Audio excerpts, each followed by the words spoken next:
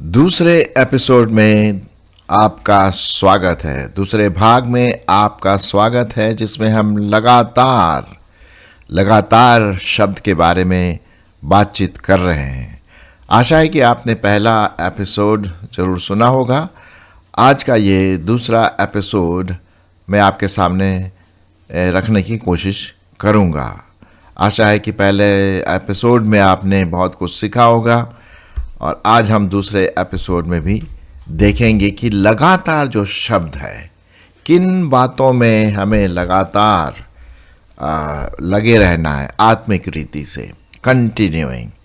इससे पहले कि मैं अपने डिटेल भाग में जाऊं, मैं वो भाग पढ़ लेता हूं जिसमें पहली शताब्दी की जो कलीसिया थी वो कैसे लगातार एक चित्त एक मन होकर के प्रभु के वचन में, संगति में, रोटी तोड़ने में लगी रही। मैं आपके लिए फिर से पढ़ देता हूँ। प्रेरितों के काम उसका दूसरा अध्याय, प्रेरितों के काम उसका दूसरा अध्याय और 41 पद से अंत तक।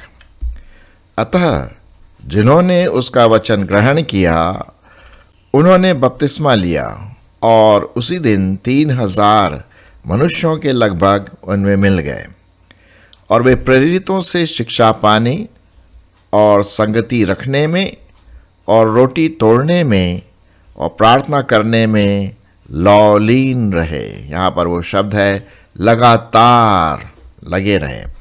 और सब लोगों पर भय छा गया। भय का मतलब परमेश्वर का भय, पवित्र भय छा गया। और बहुत से अद्भुत काम और चिन्ह प्रेरितों के द्वारा प्रकट होते थे और वे सब विश्वास करने वाले इकट्ठे रहते थे और उनकी सब वस्तुएं साझिक ही थीं और वे अपनी अपनी संपत्ति और सामान बेच बेच कर जैसी जिसकी आवश्यकता होती थी बांट दिया करते थे। अब वे प्रतिदिन एक मन होकर मंदिर में इकट्ठे रहते थे और घर घर रोटी तोड़ते हुए आनंद और मन की सिधाई से भोजन किया करते थे और परमेश्वर की स्तुति करते थे और सब लोग उनसे प्रसन्न थे और जो उद्धार पाते थे उनको प्रभु प्रतिदिन उनमें मिला देता था। यहाँ तक मैंने पढ़ा आपके लिए प्रेरितों के काम उसका दूसरा अध्याय 41 पद से। और हम लगातार शब्द के ऊपर चिंतन या मंथन कर रहे हैं। अगर आपको याद होगा, पिछले एपिसोड में हमने देखा था कि कैसे हमें लगातार प्रार्थना में लगे रहना है, लगातार भाइयों के प्रेम में, ब्रदरली लव में, परमेश्वर के प्रेम में एक दूसरे को प्रेम करते रहें, लगातार उन बातों को हम सीखते रहें और आज्ञाकारी बनते रहें, लगातार हम अंत तक जब तक प्रभु नहीं आता है हम अपने विश्वास में बने रहें और लगातार हम प्रभु के पीछे चलते रहें। आज मैं आपके सामने फिर से दूसरी बातों पर जो शब्द लगातार से संबंधित है एक विश्वासी होने के नाते उसके बारे में बात करूंगा। आज हम देखेंगे लगातार हम जो बाइबल की शिक्षा है उस पर सीखते रहें और बनते रहें। डॉक्ट्रिन में जो टीचिंग है लगातार। पहला तिमोथी उसका 4 अध्याय और 16 पद मैं आपके लिए पढ़ूंगा। पहला तिमोथी 4 अध्याय 16 पद। यहाँ इस प्रकार से लिखा हुआ है, अपनी और अपने उपदेश में सावधानी रख और इन बातों पर स्थिर रह, क्योंकि यदि ऐसा करता रहेगा तो तू अपने और अपने सुनने वालों के लिए उद्धार का कारण होगा। तो यहाँ पर लिखा हुआ है कि जो शब्द है, जो टीचिंग है, उसमें अगर हम लगातार बने रहें डॉक्ट्रिन में, फिर से मैं पढ़ूंगा, अपने और अपने उपदेश में सावधानी रख। उपदेश मतलब टीचिंग में, डॉक्ट्रिन में सावधान रख और इन बात में स्थिर रहे, लगातार बना रहे, क्योंकि तू ऐसा करता रहेगा तो तू अपने और अपने सुनने वालों के लिए भी उद्धार का कारण होगा। 15वां पद भी इसी के साथ मैं पढ़ देता हूँ। पहला तिमोथी 4:15। उन बातों को सोचता रहे और इन्हीं में अपना ध्यान लगा रहे, ताकि तेरी उन्नति सब पर प्रकट हो। लगातार डॉक्ट्रिन, जो प्रभु यीशु मसीह की डॉक्ट्रिन है, टीचिंग है, इसका मतलब फिर हमें परमेश्वर का वचन स्टडी करना है और उस पर मनन करना है। क्या लिखा है, क्यों लिखा है, क्या मैं कर सकता हूँ इसके बारे में, क्या आज्ञाएं हैं, ये सब चीज़ें। तो एक तो ये चीज़ हुई। फिर हमें लगातार प्रभु के अनुग्रह में बढ़ते रहना है। मैं आपके लिए पढ़ूंगा 2 पतरस और उसका 3 अध्याय 18 पद। 2 पतरस उसका 3 अध्याय 18 पद। पर हमारे प्रभु और उद्धारकर्ता यीशु मसीह के अनुग्रह और पहचान में बढ़ते जाओ, लगातार बढ़ते जाओ उसके अनुग्रह में, परमेश्वर के अनुग्रह में, उसकी पहचान में। उसी की महिमा अब भी हो और युगानुयुग होती रहे। आमीन। तो हम उसके अनुग्रह में बढ़ते रहें। अब उसके अनुग्रह में कैसे बढ़ते रहें? जब भी हमारे सामने डिफ़िकल्ट समस्याएं आती हैं, प्रॉब्लम्स आती हैं, कठिनाइयाँ आती है जिसको हम हैंडल नहीं कर पाते हैं एक मनुष्य होने के नाते, तो हमें परमेश्वर पर निर्भर रहना। प्रभु तेरा अनुग्रह मेरे लिए काफ़ी है, और उस अनुग्रह को हम अपने जीवन में लगातार लाएं, क्योंकि अपने शक्ति से, अपनी सामर्थ्य से तो हम नहीं कर पाएंगे। बहुत सारी ऐसी चीज़ें हैं, परीक्षाएं हैं, डिफ़िकल्ट सिचुएशंस हैं जो हम अपने माध्यम से या अपने ही पावर से या शक्ति से नहीं कर पाते। हमें इसके लिए प्रभु का अनुग्रह चाहिए और उसमें हम बढ़ते जाए। लगातार हम परमेश्वर के अनुग्रह में बढ़ते जाए, जैसे कि यहाँ पर लिखा हुआ है कि हमारे प्रभु और उद्धारकर्ता यीशु मसीह के अनुग्रह और पहचान में बढ़ते जाओ, लगातार बढ़ते जाओ। एक दिन की बात नहीं है, ये हर समय, हर दिन 24/7 लगातार हम बढ़ते जाएं, और उसका अनुग्रह हमारे जीवन के लिए बहुत बहुत महत्वपूर्ण है।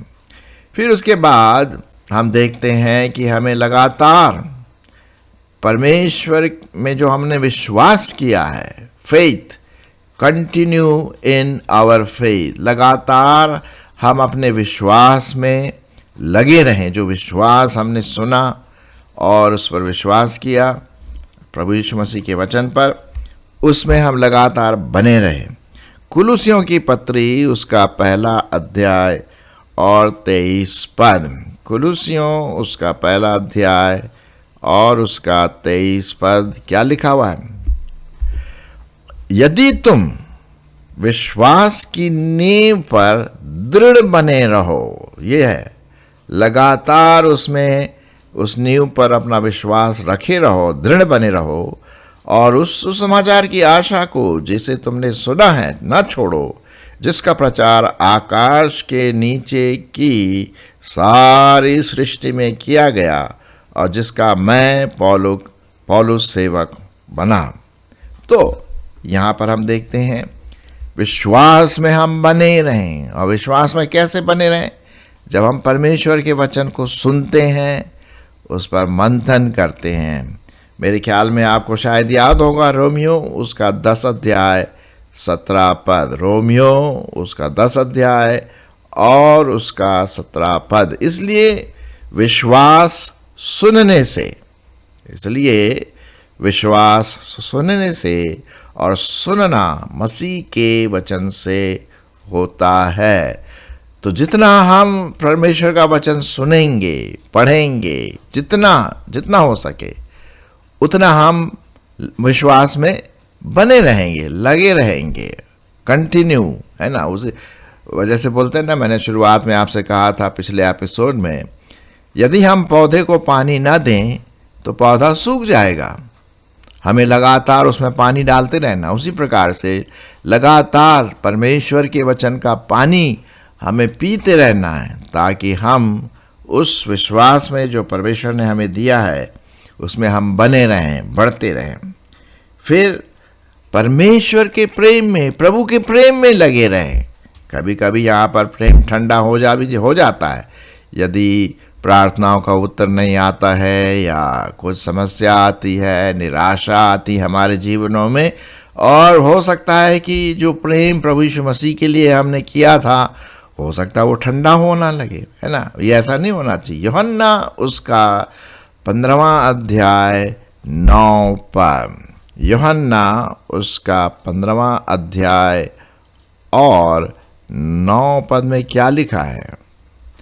जैसा पिता ने मुझसे प्रेम रखा, जैसा पिता ने मुझसे प्रेम रखा, वैसे ही मैंने तुमसे प्रेम रखा, और मेरे प्रेम में बने रहो, और मेरे प्रेम में बने रहो। अब हम उसके प्रेम में कैसे बने रहेंगे भाई? हैं? उसका 10वां पद भी बताता है, यदि तुम मेरी आज्ञाओं को मानोगे तो मेरे प्रेम में बने रहोगे। यदि तुम मेरी आज्ञाओं को मानोगे तो मेरे प्रेम में बने रहोगे, जैसा कि मैंने अपने पिता की आज्ञाओं को माना है और उसके प्रेम में बना रहता हूं। तो सीक्रेट क्या है? भेद क्या है प्रभु यीशु मसीह के प्रेम में बने रहने का? उसकी आज्ञाओं का पालन करें। हाँ, उसकी आज्ञाओं का पालन करें। न सिर्फ हम उस वचनों को पढ़े जो प्रभु यीशु मसीह ने कहा, वो तो है जरूरी, लेकिन जो लिखा है उस पर मनन करें। अब लिखा हुआ है प्रकाशित वाक्य, उसका 1 अध्याय और 3 पद, शायद आपको याद होगा। प्रकाशित वाक्य उसका 1 अध्याय और 3 पद, धन्य है। कौन धन्य है? वे जो इस भविष्यवाणी के वचन को पढ़ता है, वे जो सुनते हैं और इसमें लिखी हुई बातों को मानते हैं, क्योंकि समय निकट है। हाँ, बहुत ज़रूरी है। अब आपको अच्छी तरह से पता है कि यदि हम डॉक्टर के पास जाते हैं, डॉक्टर हमें दवाइयाँ देता है और कहता है भाई दिन में 3 बार इस प्रकार तुम ले लेना और तुम ठीक हो जाओगे 1 हफ्ते के बाद। लेकिन अगर हम उसकी जो प्रिस्क्रिप्शन दिया है, दवाई दिया है, उसके अनुसार हम ना चलें तो क्या हम ठीक होंगे? बिल्कुल भी नहीं, क्योंकि हम उसकी आज्ञाओं का पालन नहीं किया। हाँ, हम अच्छे डॉक्टर के पास गए दिखाने के लिए, उसने हमारी बीमारी बताई क्या है, क्या दवाइयाँ हैं, लेकिन अगर वो हम दवाइयाँ ना लें उसके कथन के अनुसार तो हम ठीक नहीं होंगे। उसी प्रकार से परमेश्वर का वचन भी है कि हम उसके वचनों को माने, आज्ञाकारी बने, तभी हम क्या होंगे? उसके प्रेम में बने रहेंगे। तो लगातार उसके प्रेम में, प्रभु यीशु मसीह के प्रेम में बने रहे। फिर उसके बाद हम देखते हैं परमेश्वर के वचन में लगातार अपना ध्यान केंद्रित करें। यूहन्ना 8:31, यूहन्ना की पत्री, उसका पत्री नहीं, सुसमाचार, यूहन्ना 8 और उसका 31 पद, क्या लिखा हुआ है? तब यीशु ने उन यहूदियों से जिन्होंने उस पर विश्वास किया था कहा, यदि तुम मेरे वचनों में बने रहोगे तो सचमुच मेरे चेले के कहलाओगे, ठहरोगे। अब जहाँ तक हो सकता है प्रभु यीशु मसीह ने कई बार कहा कि जाओ सुसमाचार सुनाओ और सबको मेरा चेला बनाओ, शिष्य बनाओ, डिसाइपल बनाओ, और उन्हें पिता, पुत्र और पवित्र आत्मा के नाम से बपतिस्मा दो। ठीक है, तो ये परमेश्वर चाहता है कि हम उसके चेले बने। अब चेले बनने के लिए एक जो क्वालिफिकेशन है, और वो है उसके वचन में लगातार बने रहें, उसके वचन पर, परमेश्वर के वचन पर ध्यान दे। आज मैं आपके सामने क्या कर रहा हूँ? परमेश्वर का वचन बता रहा हूँ, है ना। तो हम उसके वचन पर ध्यान दें, मनन करें और उसकी आज्ञा का पालन करें। ये तो है कुलुस्सियों उसका 3 अध्याय 16 पद। कुलुस्सियों उसका 3 अध्याय और 16 पद क्या लिखा हुआ है? मसीह के वचन को अपने हृदय में अधिकाई से बसने दो और सिद्ध ज्ञान सहित एक दूसरे को सिखाओ, चिताओ और अपने अपने मन में कृतज्ञता के साथ परमेश्वर के लिए भजन और स्तुतिगान और आत्मिक गीत गाया करो। तो हमें वचन को अपने दिल में, अपने दिमाग में लेना है। और एक चीज़ जो आप कर सकते हैं लगातार, वो है मेमोराइज, मुखाग्र याद करना। जैसे लिखा हुआ है भजन संहिता उसका 119 9 और 11 में क्या लिखा है? मैंने तेरे वचन को अपने हृदय में रख छोड़ा है कि तेरे विरुद्ध पाप ना करूं। जवान अपनी चाल को कैसे शुद्ध रखे?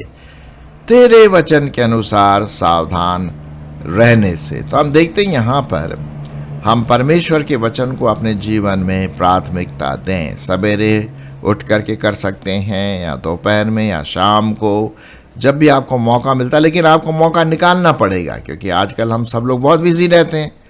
तो आपको लगातार इसमें बने रहना है, वचन में बने रहना है, तब तो बात बनती है ना। तो वचन में हम बने रहें। और आखिरी बात जो हमारे इस एपिसोड लगातार का जो शब्द जिस पर हम ध्यान कर रहे हैं, चिंतन कर रहे हैं, और वो है अच्छे भले कामों में लगे रहें। जो प्रभु ने हमें आज्ञा दी है, अच्छे कामों में हम लगे रहें। रोमियो उसका 11 अध्याय और 22 पद। रोमियो उसका 11 अध्याय और उसका 22 पद क्या लिखा हुआ है? इसलिए परमेश्वर की दयालुता और कड़ाई को देख, जो गिर गए हैं उन पर कड़ाई, परंतु तुझ पर दयालुता। यदि तू उसमें बना रहे, नहीं तो तू भी काट डाला जाएगा। अच्छे कामों में दयालु है ना, और अनुग्रह में हम बने रहे, अच्छे कामों में हम धनी बनते चले जाएं। ये लिखा हुआ है। अगर आप मत्ती और उसका 5, 6, 7 जिसको हम पहाड़ी उपदेश के रूप में जानते हैं, है ना, तो वो कितना अच्छा काम, भला काम होगा जो प्रभु यीशु मसीह ने कहा, एक दूसरे की सहायता करना, एक दूसरे के साथ टाइम स्पेंड करना, काउंसलिंग करना। अगर किसी को पैसों की ज़रूरत है सही रूप में, तो उसकी सहायता करना। एक दूसरे की ज़रूरत पड़ने पर, बीमार है तो विज़िट करना। कई चीज़ें हैं, आप भला काम कर सकते हैं। भले कामों में हम लगे रहें। और इसके लिए अगर आप लिस्ट चाहते हैं तो मत्ती उसका 5, 6 और 7 आप ज़रूर पढ़ें। भले कामों की वहाँ पर क्या है, लिस्ट दी गई है, जिसमें आपको और मुझको करना है। तो आज हमने प्रियो क्या देखा? हमने देखा लगातार हमें प्रभु यीशु मसीह के डॉक्ट्रिन टीचिंग में लगे रहना है। लगातार हमें परमेश्वर के अनुग्रह में बने रहना है। लगातार हम अपने विश्वास में, जो मसीह विश्वास में है, उसमें हम बने रहें। लगातार हम प्रभु के प्रेम में बढ़ते रहें। लगातार हम परमेश्वर के वचन को प्राथमिकता दें। लगातार अच्छे और भले कामों में लगे रहें। पिछले एपिसोड में हमने देखा था कि लगातार हम प्रार्थना में लगे रहें। लगातार परमेश्वर के प्रेम में एक दूसरे भाइयों को, बहनों को प्रेम में बने रहें। लगातार जो हमने सीखा है उसको हम सीखते रहें और आज्ञाकारी हों। और लगातार अंत तक हम विश्वास योग्य बने रहें। और लगातार हम प्रभु के पीछे चलें, ताकि हमारा जो प्रेम है वो कभी ठंडा ना हो।